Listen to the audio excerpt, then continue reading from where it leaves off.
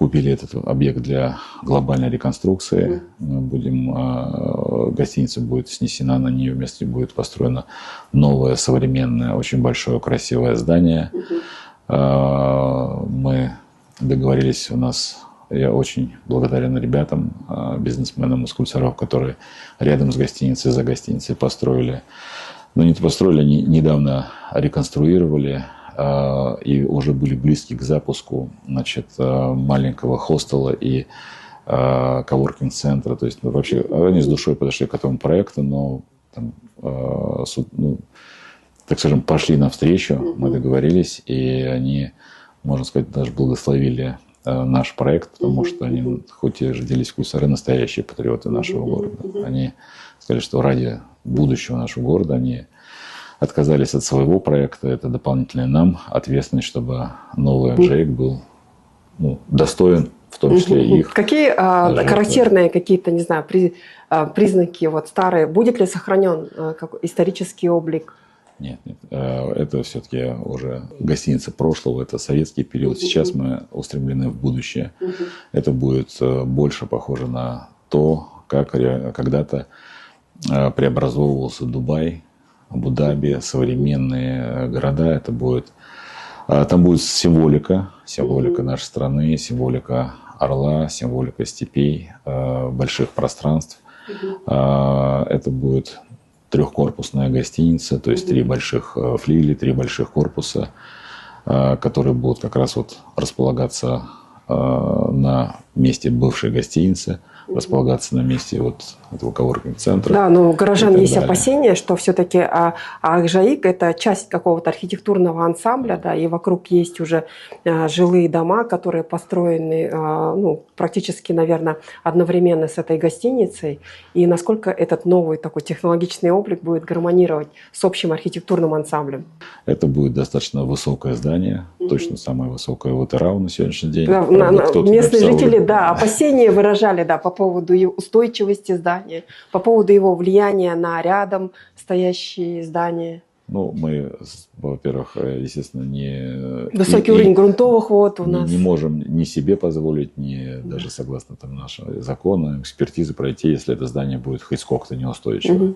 Мы делаем только не для того, чтобы оно упало. Да, может, имеет смысл как-то обсудить с горожанами, как-то рассказать им о своей концепции. Мы сейчас дорабатываем эту концепцию. Мы будем представлять эту концепцию и нашим депутатам, то есть как раз тем, кто выбрал горожан. Я думаю, что это должен стать новым символом нашего города, в некотором смысле тем центром притяжения, ради которого сюда наконец поедут люди просто для того, чтобы побывать в нашем городе. Одна из, по-моему, наших проблем в том, что чисто людей, любопытных, интересующихся, которые приедут просто полюбоваться Атырау, их очень немного. Сюда приезжают люди по долгу службы, в основном, с какими-то целями заработать деньги. И к моему личному недовольству, даже люди, которые заработали деньги, они стараются купить себе жилье там Алматы или Астана. Если много денег удается, то там Дубай или Франция, или там Лондон, или еще что-то такое. Но почему бы не делать здесь такие условия, которые можно найти в Атырау? Вот как раз-таки у меня эта мысль. Чем хуже, чем Дубай. С чем связана ваша такая глубокая вера в Атырау? Мы видим, что эпоха легкой и большой нефти, она подходит к концу наши большие нефтяные проекты.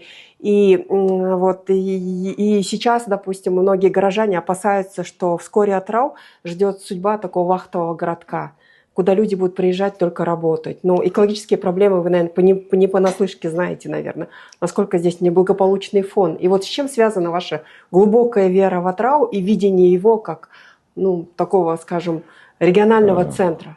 Видите, здесь эти вопросы, как ни покажется странным, очень сильно взаимосвязаны. То есть если мы не будем делать такие проекты, как АВСЗ, который никак не связан с нашими ископаемыми ресурсами, он не связан с нефтью, будь она тяжелой или легкой. Он не связан с добычей, он связан больше с географией нашей страны. 9-я страна в мире по площади.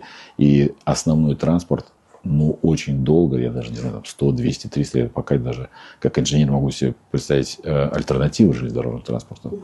И вот этот проект, который должен обеспечить этим транспортом, этими вагонами, да и не только, это может и локомотивами, на много лет вперед. Вот этот проект, который отрывает нас от ужасной судьбы. То есть мы делаем развилку, что мы можем, город может жить не только нефтяным. Знаете, вот Жаназий, я не хочу, чтобы Атырау превратился в огромный Новожаназий, потому что нельзя жить только нефтью, нефтедобычей. Это бизнес вчерашнего дня, частично сегодняшнего. То, что вы говорите, кончилась легкая нефть. Да, и плохо, что мы не использовали весь потенциал. Использовали плохо тот потенциал, который она нам дала. Вот, пожалуйста, инвестиции, вот, пожалуйста, разные модели существования.